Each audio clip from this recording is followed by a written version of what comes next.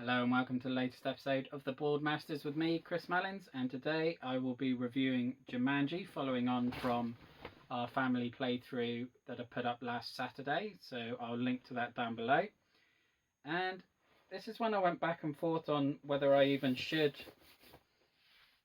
do a review on this, because, you know, what self-respecting board game YouTube channel is going to waste its time doing a review on a game that has got a Board Game Geek rating of 4.5, and I think it's almost lumped in as sort of one of those Hasbro classics that I like to think of them like the games like Monopoly and Cluedo, the games that most people associate with this hobby, as opposed to probably the games we would rather they know about in terms of the huge variety of incredible games that are out there. But then I realised that, you know, Alex chose to play this one because it is his second favourite board game, and I'm sure he's not the only one. I'm sure there are thousands of kids around the world who love playing this, and to ignore it, or to basically ignore it, I think would be pretty snobbish, but because it's only that you're looking down on it because, you know, it's not as complex or deep as a proper gamer's game, I guess. But with that being said, we'll dive into the review. I used the same format that I've used for my other games like Dinosaur Island and Ni no Kuni, etc. So, point one, we're looking at theme, and we love it. I mean, as we said in the playthrough video, we absolutely love the movies. It was one that came out when I was a kid, and, you know, pretty much anything Robin Williams did at that time was absolute gold, and pretty much defined my childhood, his movies. So anything associated with that film is going to be something we enjoy, and I love the way it runs right through the game in terms of, you know, the board having the similar sort of messages that the one in the film did, and the cards having the same rhymes for depending what obstacle is going to come out and that you have to overcome. I mean, I think when we first got the game, I remember Alex getting all the cards out, sitting down with them all or spread around the floor around him whilst he watched the film, and then he picked out each one as it came out, and it was just very sweet to watch. In terms of the art style, it's fine.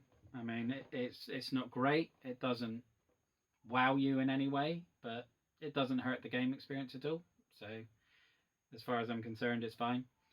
Going on to the components, really, really basic. I mean, you have your basic tokens for depending which colour you want to be, and then a rhino standee. And I mean, the artwork on the cards is quite nice, but other than that, it is just very basic, but it's what you'd expect for the price point. And again, it doesn't hurt the game, so it's not something I'm really gonna mark it down for. Next is accessibility, and obviously a game like this is going to score big on that because there's no hurdle with the price point. You can get it. It's easily available in big name stores. You don't have to hunt it down in specific board game stores. Places like Argos and Smyce and whatnot cover it. And it's usually available for about 15 quid, which, you know, is not a problem at all. In terms of setting it up and tearing it down, again, takes a minute maybe. There's no issue with that at all.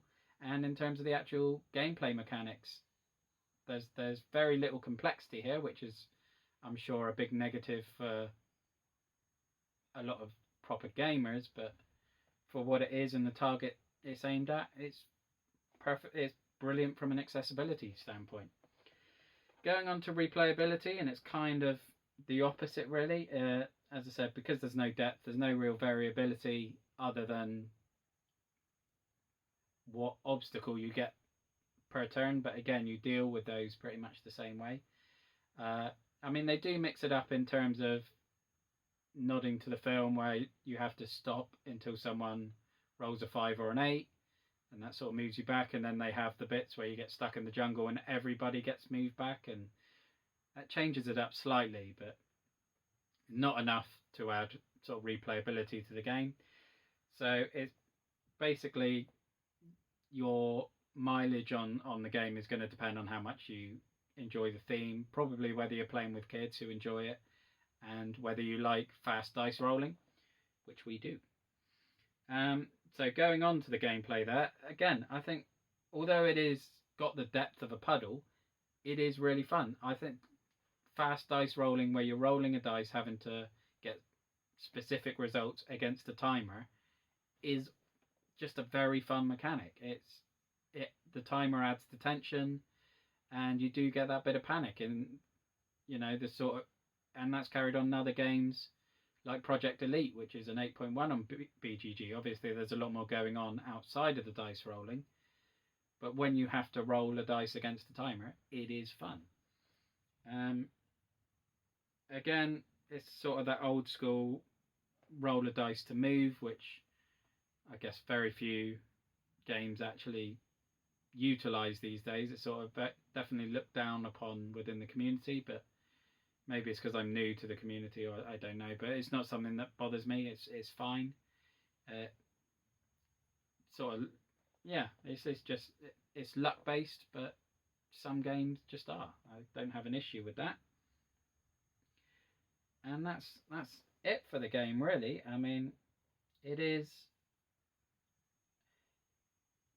And again, looking through the BGG reviews, it's something I mentioned in terms of why video games rated better than board games. And there are a lot of bad reviews for this game on BGG because it's adults who are buying the game for themselves because they like the film and then complaining that it's a basic game. And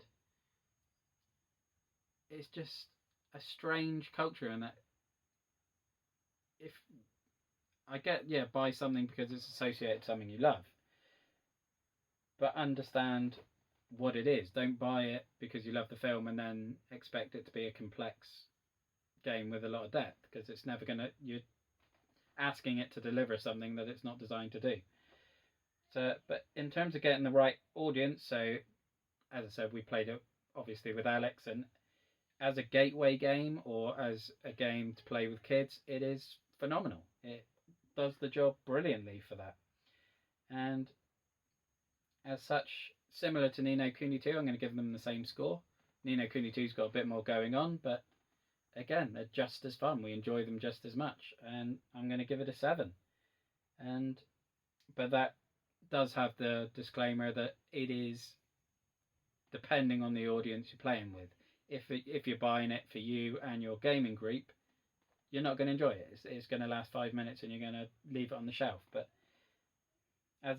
with kids, or maybe as a gateway game with people who just want to introduce that dice rolling mechanic before moving on to something like Project Elite, then fine, it ticks that box. But I think it does warrant a review. I'm glad I did it in the end. As I said, it was something I really, really thought about and had to justify to myself, because I thought there'd be a lot of stick for it. But that is Jumanji, the board game, and a 7 out of 10 for me. And I hope you enjoyed that, and thank you for watching. So look after yourself, stay safe, and have a good one. Bye bye now.